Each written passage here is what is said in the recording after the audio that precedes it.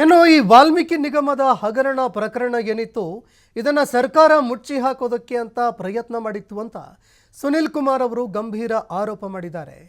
ಹೀಗಾಗಿ ತನಿಖೆ ಇನ್ನಷ್ಟು ಚುರುಕಾಗಬೇಕು.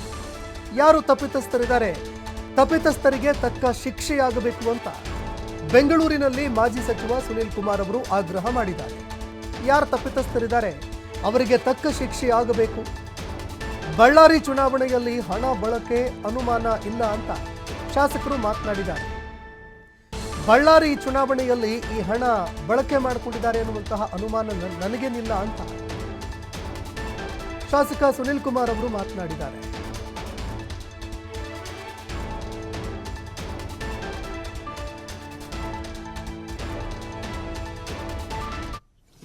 ಇಡಿ ತನ್ನ ಎಫ್ಐಆರ್ ನಲ್ಲಿ ಇದನ್ನ ಚುನಾವಣೆಗೆ ಬಳಕೆ ಮಾಡಿಕೊಂಡಿದ್ದಾರೆ, ಬೇರೆ ಬೇರೆ ಕಡೆಗೆ ಹಣ ದುರ್ಬಳಕೆ ಆಗಿದೆ ಅಂತ ಹೇಳಿ ಎಫ್ಐಆರ್ ನಲ್ಲಿ ಸೇರಿಸಿತ್ತು. ಆದರೆ ಕಾಂಗ್ರೆಸ್ ಸರ್ಕಾರ ಇದನ್ನ ಎಫ್ಐಆರ್ ನಲ್ಲಿ ಸ್ವತಃ ನಾಗೇಂದ್ರ ಅವರ ಹೆಸರನ್ನು ಬಿಟ್ಟಿದ್ರು. ಅಂದ್ರೆ ಇಡೀ ಪ್ರಕರಣವನ್ನ ಮುಚ್ಚಾಕುವಂತ ಪ್ರಯತ್ನವನ್ನ ರಾಜ್ಯ ಸರ್ಕಾರ ಮಾಡಿತ್ತು. ಆದ್ರೆ ಇಡಿ ತನಿಖೆ ಸರಿಯಾಗಿ ನಡೆದಿತ್ತು.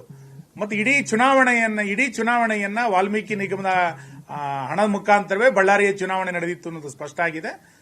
ಇನ್ನಷ್ಟು ತನಿಖೆ ತೀವ್ರಗೊಳ್ಳಬೇಕು ನಾವು ಆಗ್ರಹಿಸ್ತೇವೆ, ನಿರೀಕ್ಷೆ ಮಾಡ್ತಾ ಇದ್ದೇವೆ. ಶೀಘ್ರ ಇದು ಬೇಗ ಬೆಳಕಿಗೆ ಬರಲಿ.